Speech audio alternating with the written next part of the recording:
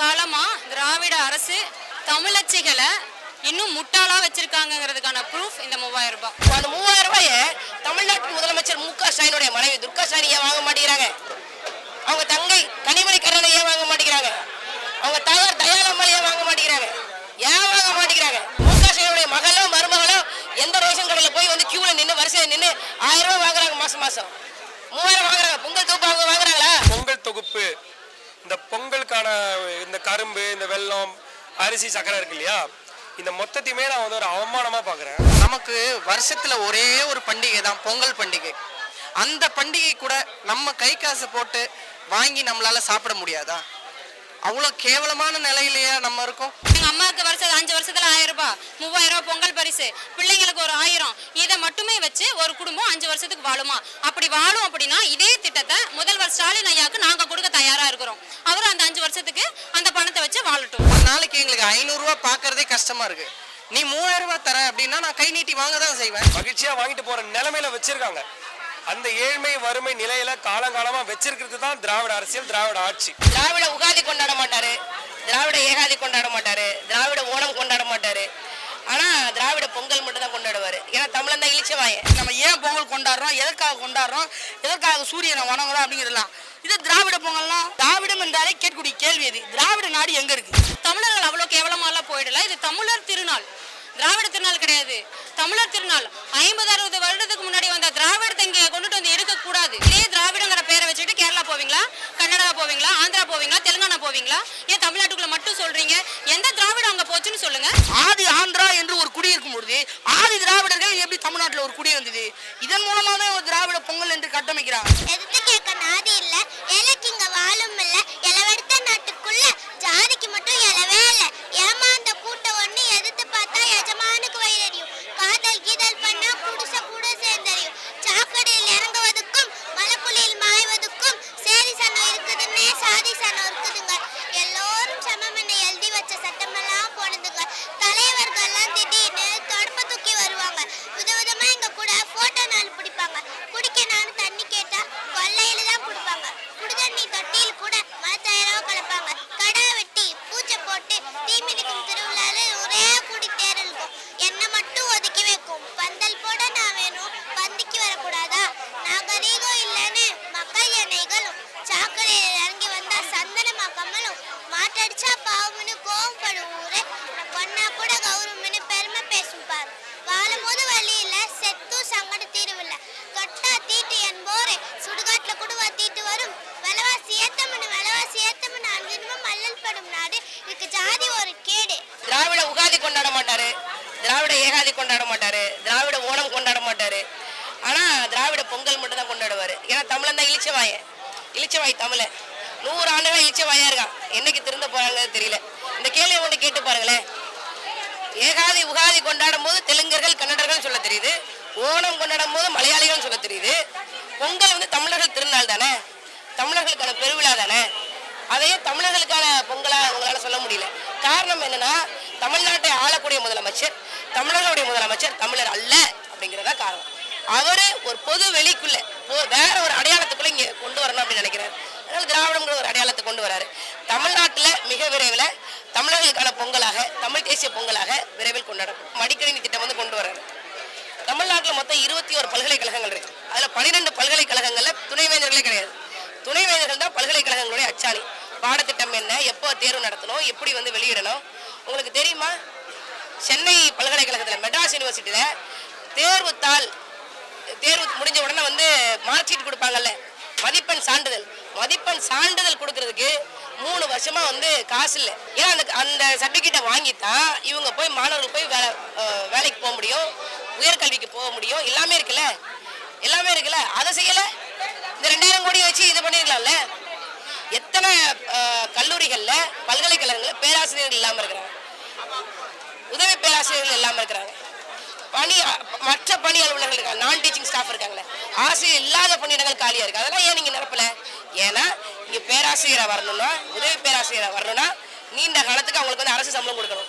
பணி ஓய்வு பெற்றதுக்கு அப்புறம் ஓய்வூதியம் கொடுக்கணும், பிஎஃப் கொடுக்கணும், பென்ஷன் கொடுக்கணும், இன்சூரன்ஸ் கொடுக்கணும், லொஸ்க்கு ஏகப்பட்ட செலவு இருக்கு. அதுக்கு பதில் இந்த 2000 கோடியில வந்து மடிக்கணினி கொடுத்துட்டா மாணவர்கள் எல்லாம் இழிச்சவாய்த்தனமா உதயசனுக்கு ஓட்டு போட்டுருவாங்க அப்படிங்கிற ஒரு நினைப்பு. மாணவர்களுக்கு நான் சொல்றேன் உங்க கல்லூரி, உங்க அரசு கல்லூரி, உங்க தனியார் கல்லூரி எந்த லட்சணத்துல இருக்குங்கிறத பாருங்க. எத்தனை கல்லூரி மாணவர்கள் இங்க வந்து எங்களுக்கு சரியான கழிப்பறை வசதி இல்லை, எங்களுக்கு சரியான குடிநீர் வசதி இல்லை, சுகாதாரமா இல்லை, வகுப்பறைகள் இல்லை, ஆய்வகங்கள் இல்லை அப்படின்னு எத்தனை முறை போராடி இருக்கிறீங்க. அதுக்கெல்லாம் ஏன் மு க ஸ்டாலின் வந்து குரலே கொடுக்க மாட்டேங்கிறாரு? ஏன் கொடுக்க மாட்டேங்கிறாரு? அது செய்யலாம்ல. மாணவர்கள் தான் இந்த நாட்டினுடைய நாளைய நம்பிக்கை. இந்த நாட்டை திசை திருப்பக்கூடிய வேலையை நீங்க செய்யறீங்க. மடிக்கணிக்கு மலிங்கி போறீங்களா இல்ல மான தமிழர்கள் வாக்களிக்க போறீங்களா? இதான் உங்க முன்னாடி இருக்கக்கூடிய கேள்வி. மடிக்கணிக்கு வாக்களிக்காதீங்க, வாக்களிக்க உண்மைக்கு நேர்மைக்கு வாக்களிக்க. ஏன் அந்த 3000 ரூபாய தமிழ்நாட்டின் முதலமைச்சர் மு க ஸ்டாலினுடைய மனைவி துர்கா ஸ்டாலின் ஏன் வாங்க மாட்டேங்கிறாங்க? அவங்க தங்கை கனிமொழி கருணாநிதி ஏன் வாங்க மாட்டேங்கிறாங்க? அவங்க தாயார் தயாளம்மாள் ஏன் வாங்க மாட்டேங்கிறாங்க? ஏன் வாங்க மாட்டேங்கிறாங்க? ஏன்னா அவங்களுக்கு வளர்ச்சி இருக்கு. பல ஆண்டுகளாக 50 ஆண்டுகளுக்கு மேலாக தமிழர்களை உட்கார வச்சு மிளகா அரைச்சு பலாயிரம் கோடி சொத்து சேர்த்து வச்சுட்டாங்க. அவங்களுக்கு 3000 ரூபாய் தேவைப்படல. மு க ஸ்டாலினுடைய மகளோ மருமகளோ எந்த ரேஷன் கடையில் போய் வந்து கியூல நின்று வரிசையில் நின்று 1000 ரூபாய் வாங்குறாங்க, மாசம் 3000 வாங்குறாங்க. பொங்கல் தூப்பு அவங்க வாங்குறாங்களா? அப்ப வளர்ச்சி அவங்களுக்கு வாங்கினது மட்டும்தானே இருக்கு. சாதாரண தமிழ்நாட்டு பெண்களுக்கு எங்க வளர்ச்சி இருக்கு? அதை ஒழிக்கணும்னு நாங்க நினைக்கிறோம். என்ன பொறுத்த வரைக்கும் நான் 3000 ரூபாய் வாங்கினதில்லை, மாசம் 1000 ரூபாய் வாங்கினதில்லை. நான் இப்படி இருக்கேன். என்னுடைய தமிழ்நாட்டு பெண்களையும் கையேந்திர நம்பிக்கை நான் விடக்கூடாதுன்னு நினைக்கிறேன். நாம் தமிழர் கட்சி விடக்கூடாதுன்னு நினைக்கிறேன். பொருளாதார வளர்ச்சி எல்லாத்துக்கும் சரியாக சமமாக பகிர்ந்தளிக்கப்படணும் அப்படின்னு நான் நினைக்கிறேன். 50-60 ஆண்டு காலமா திராவிட அரசு தமிழச்சிகளை இன்னும் முட்டாளா வச்சிருக்காங்கிறதுக்கான ப்ரூஃப் இந்த 3000 ரூபாய். 3000 ரூபாய் நீ எங்கிருந்து கொடுத்த? அப்பா வீட்டு சொத்துல இருந்து கொடுத்தியா இல்ல வாய்க்கா வரப்புல வேலை செஞ்சு உன்னோட சொத்துக்கு இது கொடுத்தியா? இல்ல என்கிட்ட 1.5 லட்சம் ரூபாய் என்கிட்ட இந்த கடன் வாங்கி அதையும் என்கிட்டயே 3 ரூபா கொடுத்துருக்க. சரிங்களா? அப்ப நான் இப்ப கடங்காரியா இருக்கேன்.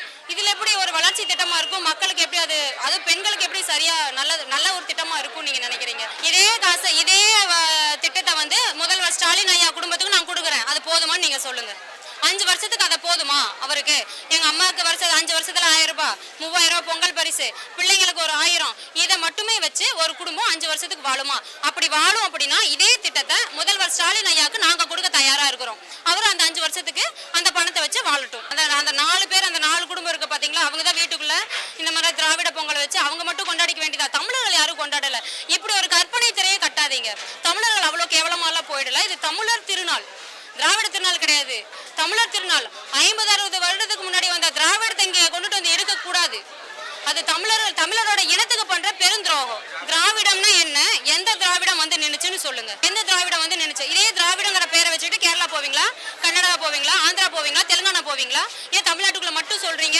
எந்த திராவிடம் அங்க போச்சுன்னு சொல்லுங்க. திராவிடம் என்ற ஒரு தத்துவத்தையும் இல்லாத ஒரு கோட்பாடையும் தமிழர்களான நாம உடைச்சு எரியும் பொழுது இந்த திராவிட ஓநாய்களுக்கும் ஐநாங்களுக்கும் எரியுது. வேற ஒண்ணும் கிடையாது. அதனால திராவிட பொங்கல் எங்கிருந்து வரும்? திராவிட பொங்கல் சங்க இலக்கியத்துல பொங்கல் இருக்குது. அது தமிழர்களுடைய பண்டிகை என்று இருக்குது. வருட காலமாக தமிழர்களுடைய பரம்பரை எல்லாரும் நம்ம பொங்கல் கொண்டாடிட்டு வரோம். எந்த தாத்தா சொன்னார் திராவிட பொங்கல்? எங்க தாத்தா கூட தான் இன்னும் இருக்காரு. எங்க தாத்தா எனக்கு திராவிட பொங்கல் கொண்டாட சொல்லி கொடுல.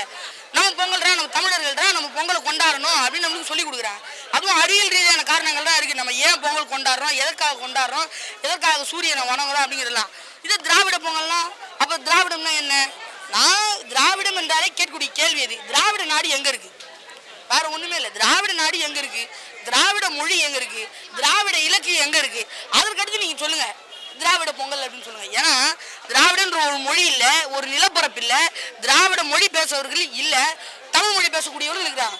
இவங்களை பொறுத்த வரைக்கும் எப்படின்னா, இந்த கவுண்டமணி செந்தில் காமெடி, என்னடா 2 வாழைப்பழம் வாங்கிட்டு சொன்னேன், இந்த ஒரு வாழைப்பழம் இன்னொரு வாழைப்பழம் அதானே இது? டேய் உன்னை 2 வாழைப்பழம் வாங்கிட்டு சொன்னா வாங்கிட்டு வந்துட்டேன். ஒரு வாழைப்பழம் இது இருக்கு உங்க கையில இருக்கு, இன்னொரு வாழைப்பழம் எங்க அப்படின்னு கேட்டா அதானே இது அப்படிங்கிறது போல நம்ம தமிழர்கள் யாருன்னு கேட்டா திராவிடர்கள் அப்படின்னு காமிக்க வேண்டியது. திராவிடர்கள் யாருன்னு கேட்டா தமிழை காமிக்க வேண்டியது. சரி இதெல்லாம் விடுப்பா, திராவிட மொழியை காமிப்பா அப்படின்னா தமிழ் மொழியை காமிக்க வேண்டியது. சரி நீ திராவிட மொழி தான் உன்னால காமிக்க முடியல, திராவிட நிலப்பரப்பை காமி அப்படின்னா தமிழ்நாடையே விட்டு காமிக்கிறது. 10ஆவதுக்கு கர்நாடகா, கேரளா, ஆந்திரா போன்றவங்க எல்லாம் எடுத்துக்கிறாங்க. அதாவது இந்த ஈவே ராமசாமி அவர்களுடைய கொள்கையை பின்பற்றுபவர் கர்நாடகால இப்ப கர்நாடக முதல்வர் ஐயா திரு சித்தராமையா அவர்கள். அவரை போய் கேட்கிறாங்க, என்னங்க பெரியார் அவர்களுடைய இந்த தத்துவத்தை நிறுவுறீங்க, கோட்பாடை நிறுவுறீங்க, அப்படி இருக்கும் பொழுது நீங்க திராவிடர் நீங்க மனப்பூர்வமா ஏத்துறீங்க அப்படின்னா நான் திராவிடனே இல்ல, நான் கன்னடன் அப்படிங்கிறாரு.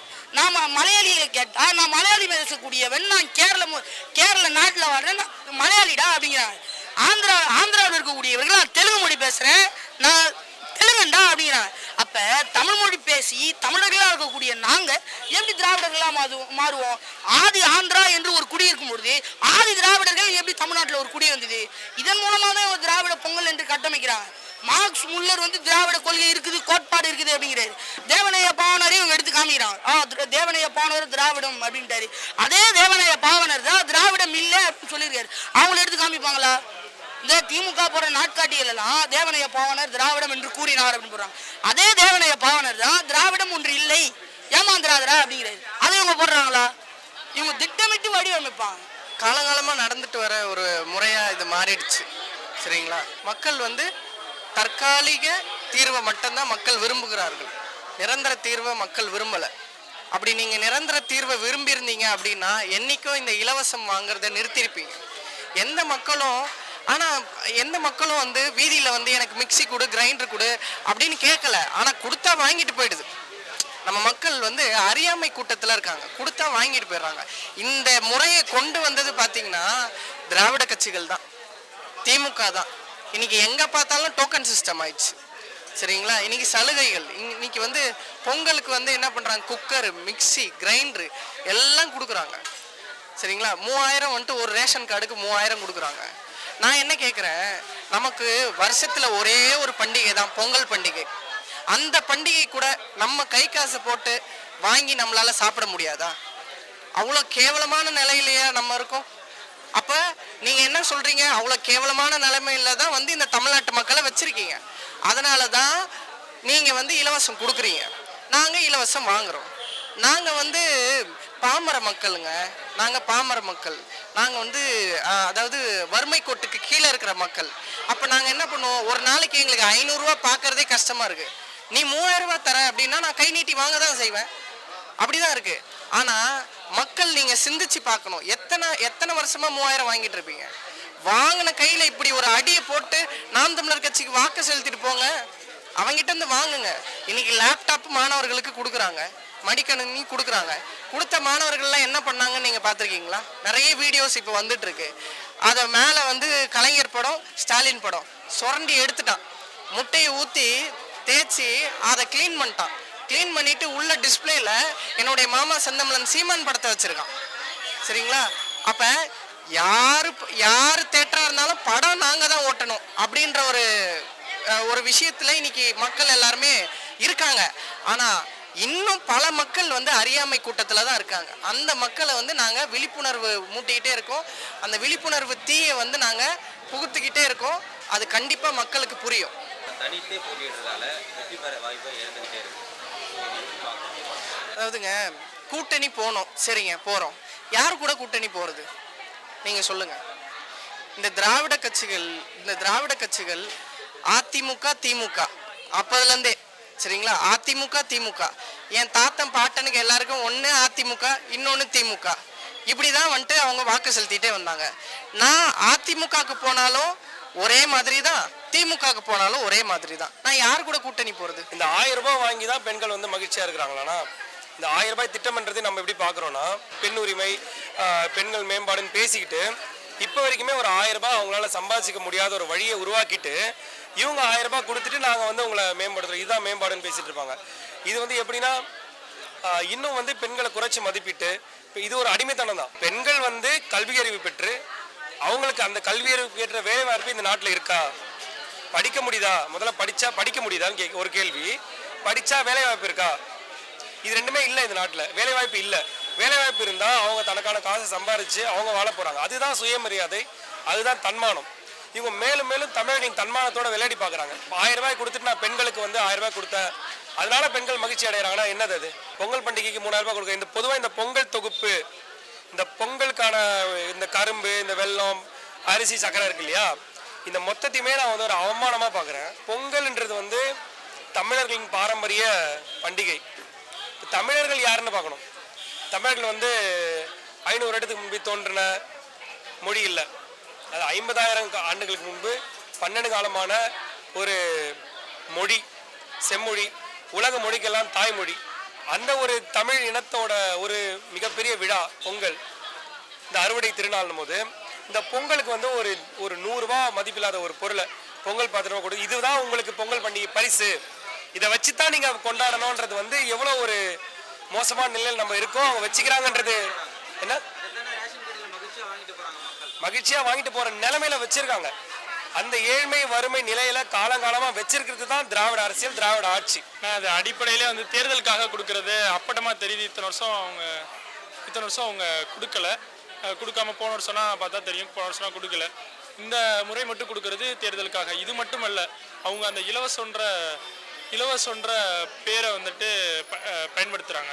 எதிர்த்து கேட்க நாதி இல்ல, ஏழைக்கு இங்க வாழும் இல்ல, இளவெடுத்த நாட்டுக்குள்ள ஜாதிக்கு மட்டும் இலவே இல்ல. ஏமாந்த கூட்டம் ஒண்ணு எதிர்த்து பார்த்தா எஜமானுக்கு வயிறறியும். காதல் கீதல் பண்ணா புடிச கூட சேர்ந்தறியும். சாக்கடையில் இறங்குவதுக்கும் மலைக்குழியில் மாய்வதுக்கும் சேரி சனம் இருக்குதுன்னே சாதி சனம் இருக்குதுங்க.